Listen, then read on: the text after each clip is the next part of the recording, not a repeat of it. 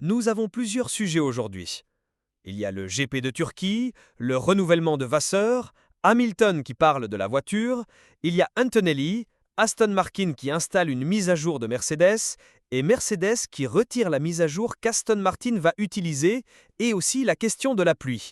Nous allons parler de tout cela maintenant, mais avant, abonnez-vous à la chaîne pour recevoir des nouvelles quotidiennes de la Formule 1. Commençons cette vidéo en parlant justement du Grand Prix de Turquie, un circuit que j'aime beaucoup personnellement, je trouve vraiment sympa. Et nous avons ceci. La Turquie se prépare à organiser un Grand Prix de Formule 1 en 2026 au cas où une course serait annulée. Elle bénéficie du soutien du gouvernement ainsi que de la Fédération turque des sports automobiles. L'intention est d'établir un contrat à long terme pour ramener la F1 dans le pays ou pour y maintenir la Formule 1 de manière permanente. De plus, l'emplacement favorise également un intérêt croissant pour le sport parmi les jeunes Turcs, ce qui rend également la proposition attrayante pour la Formule 1.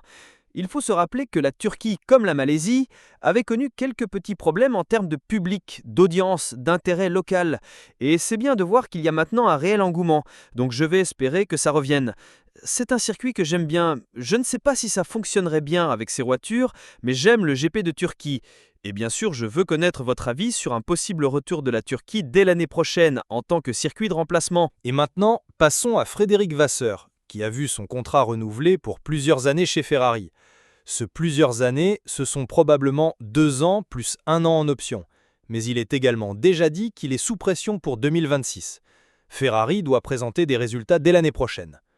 La raison du maintien de Vasseur, après toute cette période de spéculation sur son éventuel départ, et même après que les grands patrons de Ferrari aient donné des interviews disant qu'ils analysaient la situation, c'est essentiellement qu'il n'y a personne de meilleur sur le marché, et aussi parce qu'ils ont confiance, avec les pilotes, qu'une base solide a été créée.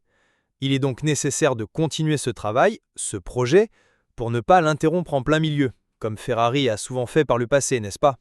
Depuis le départ de Jean Todt, Ferrari n'a jamais vraiment gardé longtemps le même chef d'équipe, ce qui finit par être mauvais pour la Scuderia elle-même.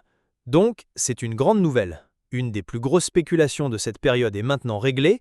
Il ne reste plus qu'à attendre par exemple de voir ce que fera Christian Horner.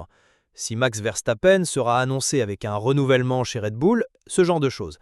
Petit à petit, les pièces du puzzle s'assemblent ou restent à leur place, sauf pour Horner. Mais ce n'est pas tout concernant Ferrari. Lewis Hamilton a eu une expérience positive avec son nouveau système de freinage Brembo pendant le Grand Prix de Belgique, ce qui suggère qu'il commence à mieux s'adapter à la voiture. D'ailleurs, Hamilton lui-même a déclaré qu'il se sentait plus confiant. Ferrari avait déjà testé cette nouvelle configuration avec Charles Leclerc, mais Hamilton utilisait encore l'ancienne. Et maintenant, il a enfin eu accès au nouveau package Brembo, ce qui lui a donné plus de confiance dans les freinages, un des points critiques pour lui. Cependant, la voiture de Ferrari continue de montrer une certaine instabilité à l'arrière, même avec la mise à jour. C'est un peu ce que les gens disent en plaisantant, non ? Ferrari promet, puis au moment crucial, il commence à dire « Bon, ce n'est pas tout à fait comme ça ». Et sur la piste, on voit bien que la mise à jour n'a pas eu l'effet attendu, l'effet spectaculaire. Brembo a fourni plusieurs configurations différentes pour répondre à des styles de pilotage variés, et Hamilton peut maintenant se réjouir d'avoir une gamme plus large à tester pour voir s'il peut mieux s'adapter à cette Ferrari déjà en préparation pour 2026. Donc, petit à petit, les choses se mettent en place chez Ferrari. Vasseur prolonge, Hamilton s'adapte, et lentement, mais sûrement, les choses avancent pour la Scuderia. Eh bien, nous avons récemment parlé des performances d'Andrea Kimi Antonelli, qui ne sont pas bonnes depuis son podium.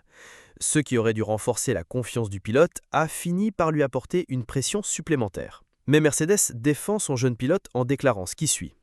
James Allison, le directeur technique, a pris la défense du jeune pilote en affirmant qu'il rencontre des difficultés cette saison, mais que le problème vient de la voiture, du développement de la Mercedes, ce qui a eu un impact négatif sur les performances d'Antonelli. Ils ont également exprimé leur confiance, ou leur espoir, que l'équipe puisse corriger ces problèmes avant la pause estivale, c'est-à-dire d'ici le Grand Prix de Hongrie, qui est le prochain à venir, permettant ainsi à Antonelli de retrouver de la compétitivité. Donc, selon Mercedes, le problème, ce n'est pas Antonelli, c'est la voiture. D'ailleurs, Russell a lui aussi vu ses performances chuter, mais Antonelli a chuté bien plus, il est resté très loin derrière. Il y a un facteur aggravant. Lors du dernier Grand Prix, Antonelli a demandé à rentrer au stand pour chausser les pneus slicks au même moment que Lewis Hamilton. Mercedes lui a dit de rester en piste et il a alors perdu une excellente opportunité de remonter dans le peloton, comme l'a fait Hamilton, n'est-ce pas? Hamilton a gagné beaucoup de positions grâce à cette stratégie. Donc, Antonelli avait fait le bon choix, le bon call, mais Mercedes ne l'a pas vraiment aidé sur ce coup-là.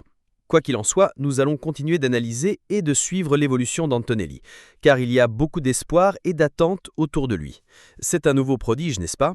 Mais il a vraiment connu beaucoup de hauts et de bas jusqu'à présent. Passons maintenant à un sujet très curieux. Aston Martin envisage d'adopter la nouvelle suspension arrière de Mercedes qui, en théorie, a montré des résultats positifs lors des dernières courses. Aston Martin a rencontré de nombreux défis. La voiture, comme toujours, plus elle évolue, plus elle recule, non? C'est le comportement habituel d'Aston Martin. Depuis quand? 2021? Quelque chose comme ça?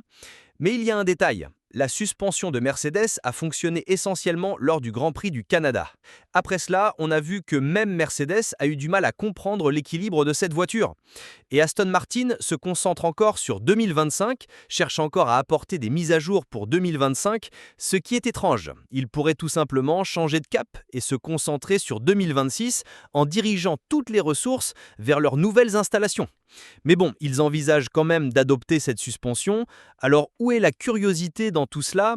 C'est que Mercedes est en train d'enquêter sur les raisons de ses performances insatisfaisantes et examine certains éléments de l'aileron avant ainsi que de l'essieu arrière, envisageant de revenir à la spécification ancienne de la suspension arrière pour pouvoir effectuer les tests nécessaires. Autrement dit, pendant qu'Aston Martin regarde et dit « voilà la solution à notre problème », Mercedes regarde et dit « voilà ce qui a ruiné notre voiture ». Et Mercedes va retirer cette mise à jour, du moins c'est ce qui se dit. Elle devrait la retirer, que ce soit dès la Hongrie ou plus tard, pour pouvoir analyser les données. C'est très curieux, Aston Martin va dans une direction que Mercedes cherche justement à fuir. Ça peut fonctionner chez Aston Martin car au bout du compte, les voitures sont différentes et il y a des détails à considérer. D'accord, c'est possible. Mais c'est pour le moins drôle, pour le moins curieux de voir cette situation. Et Aston Martin pourrait, une fois de plus, prendre une mauvaise décision en copiant une autre équipe, non ? Elle a déjà un historique récent de copie d'autres équipes sans réussir à développer ce qu'elle a copié. Seulement en 2020 avec Mercedes, 2021 avec Red Bull, je ne me souviens plus si c'était en 2022 ou 2023 qu'elle a copié Red Bull. Et elle avait même bien commencé en 2023, non? Elle avançait bien et commençait fort, puis n'a tout simplement pas su développer. On verra bien. Et enfin, mais non moins important, parlons encore du problème de la pluie, des courses sous la pluie. On sait que les grandes courses sous la pluie, ça n'existe plus. La Formule 1 n'arrive plus à rouler sous la pluie. Cela a beaucoup à voir avec les pneus, avec la configuration des voitures, et vous vous souvenez des garde-boue qui pourraient être une solution que la Formule 1 avait testée avec Ferrari et qui n'avait pas très bien fonctionné? Eh bien, le sujet est revenu sur la table pour voir s'ils peuvent trouver quelque chose de nouveau, s'ils peuvent développer une idée différente. Tant qu'aucune idée nouvelle n'émerge, la Formule 1 s'accroche à la réglementation de 2026 qui impliquera une réduction de l'effet de sol et avec toutes les modifications à l'arrière de la voiture, en comptant aussi sur le pneu qui sera un peu moins large, car il restera quand même très large, l'espoir est que le spray soit considérablement réduit et que la visibilité pour les pilotes s'améliore un peu. Donc la FIA a un peu dit « attendons de voir ce qui se passe, car aujourd'hui, il n'y a pas de solution au problème des courses sous la pluie. » La Formule 1 est impuissante face à ça. C'est triste, certains pilotes se sont déjà exprimés disant qu'ils n'aiment pas cette idée de ne pas courir sous la pluie, mais bon, c'est ce qu'on a malheureusement. Je veux connaître votre avis dans les commentaires. N'oubliez pas de vous abonner, d'activer la cloche pour ne rien rater.